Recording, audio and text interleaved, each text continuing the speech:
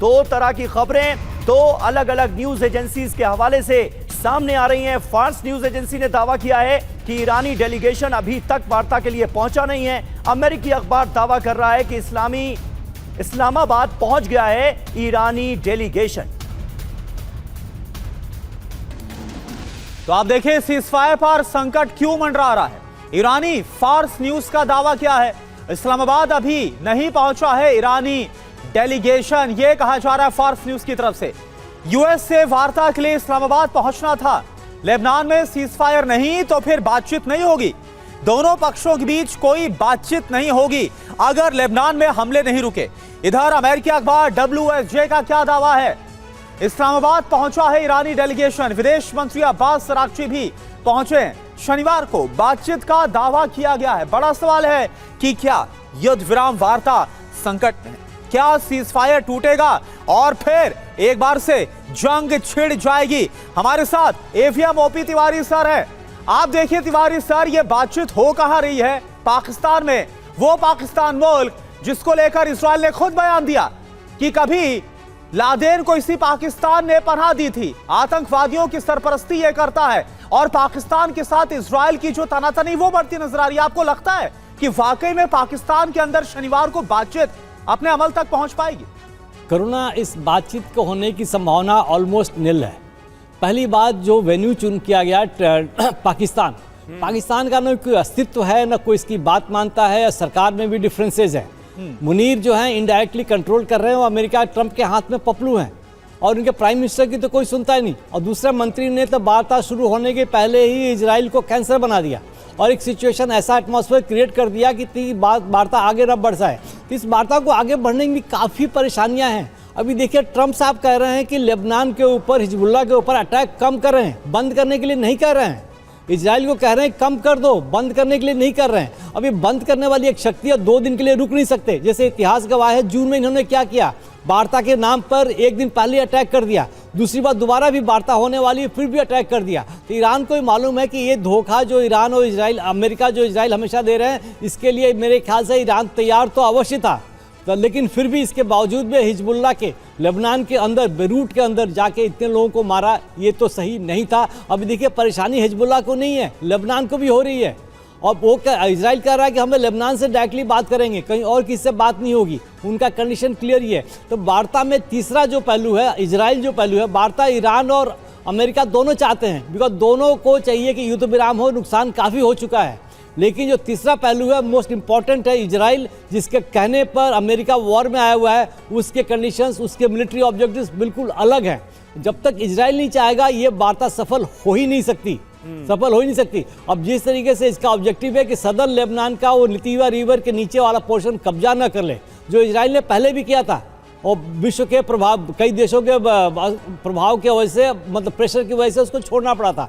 इस बार नेतन्याहू नहीं चाहेंगे कि वो वाला जो बफर जोन है उनके पूरे कब्जे में रहे और ये ग्रेटर इजराइल बनाने में सफल हो जाए।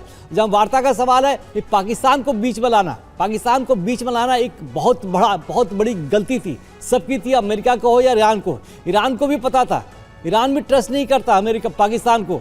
अब पाकिस्तान का सऊदी अरेबिया सबसे अंडरस्टैंडिंग हो चुकी है। जो आतंकवाद का, जैसे आप बता रहे थे, जो आतंकवाद का हमेशा सेंटर रहा है, जो अमेरिका का मेन आतंकवादी रहा है, उसको शेल्टर दिया बिना बताए हुए, उस पर अमेरिका ट्रंप क्यों विश्वास कर रहे हैं? बिल्कुल सही बात है सर, बिल्कुल सही बात है। और देखिए, ऐसे में वार्ता का लबोलुआब निकलेगा क्या, इसका कोई नतीजा निकलने वाला भी है या नहीं, ये निश्चित तौर पर एक बड़ा सवाल है, क्योंकि दोनों पक्षों में एक दूसरे के प्रति जबरदस्त खटास नजर आ रही है। पाकिस्तान के बयान पर इजराइल भड़का हुआ है। यहूदी देश को कैंसर कहने पर जवाब दिया गया है। नेतन्याहू ने कहा बयान बेहद आपत्तिजनक है। भारत में इजराइल के राजदूत ने भी कहा पाकिस्तान पर किसी भी हाल में भरोसा नहीं किया जा सकता।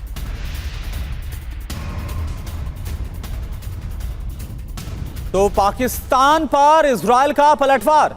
नेतन्याहू ने बयान को इजराइल के अस्तित्व पर हमला कहा है। इजराइल ने साफ कहा कि मिटाने जैसी भाषा को स्वीकार नहीं किया जाएगा जो पाकिस्तान की तरफ से हमला बोला गया था। इजराइल के विदेश मंत्री सहित कई नेताओं ने तीखी प्रतिक्रिया दी है पाकिस्तान के खिलाफ। जी हां, पाकिस्तानी मध्यस्थ की भूमिका की विश्वसनीयता पर भी सवाल उठाए। ऐसे वक्त में ख्वाजा आसिफ की तरफ से यह बयान दिया गया जब इस्लामाबाद में होने जा रही है इतनी बड़ी वार्ता। इजराइल को आशंका है कि पाकिस्तान पूरी तरह से न्यूट्रल देश नहीं है। बयान को इजराइल ने क्षेत्रीय तनाव बढ़ाने वाला कदम माना है। ईरान को खुश करने के लिए पाकिस्तानी रक्षा मंत्री ने बयान दिया। पाकिस्तान की देखिए धमकी क्या थी। पाकिस्तान के रक्षा मंत्री ने इजराइल को कैंसर तक कह दिया। रक्षा मंत्री ने इजराइल को मिटाने की बात कही। इजराइल को मुस्लिमों का सबसे बड़ा दुश्मन बताया। इजराइल के खिलाफ मुस्लिम वर्ल्ड को एकजुट करने की वो बात करते नजर आए और यहां तक कि इजराइल का अस्तित्व मिटा देने की अपील ख्वाजा आसिफ की तरफ से की गई। और देखिए इसी को लेकर बड़ी खबर आपको बताएं, ख्वाजा आसिफ ने दरअसल अपनी पोस्ट को अब डिलीट कर दिया है। ख्वाजा आसिफ ने इजराइल के खिलाफ अपनी जो पोस्ट है उसको हटा दिया। डर और खौफ देखिए, क्योंकि इजराइल की तरफ से पाकिस्तान को इसके बाद चेतावनी दी जा रही थी और बहुत ही कड़ी प्रतिक्रिया आई थी इजराइल की तरफ से। ख्वाजा आसिफ ने इजराइल को कैंसर कहा था, मिटाने की बात कही थी। इजराइल ने आसिफ के पोस्ट का विरोध करते हुए फटकार लगाई थी। और देखिए हमारे साथ जो खास मेहमान है ब्रिजेश सर, कितनी बड़ी मूर्खता है। अब भली पोस्ट को डिलीट कर दिया गया, लेकिन जो बातें कही गई थी ख्वाजा आसिफ की तरफ से कितनी बड़ी मूर्खता है जो पाकिस्तान ने की।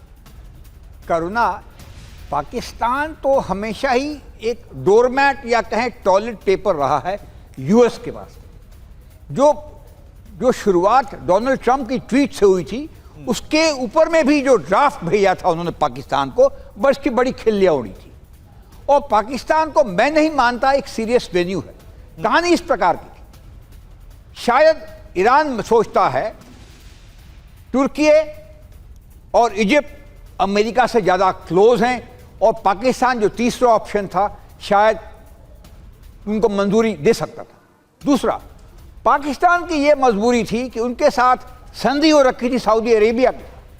अगर लड़ाई और चढ़ती तो पाकिस्तान को फौज भेजना पड़ता सऊदी अरेबिया के पास। और तीसरी बात, पाकिस्तान की इकॉनमी और उसके ऑयल की हालत इतनी खराब थी कि उसको ईरान से तेल होने भी मिल सकता था होर्मुज की वजह से। तो इन सब सारी चीज़ों की वजह से उसको एक जगह मिल गई है, एक वेन्यू मिल गया है। उससे ज़्यादा उसमें सोचने की आवश्यकता नहीं है।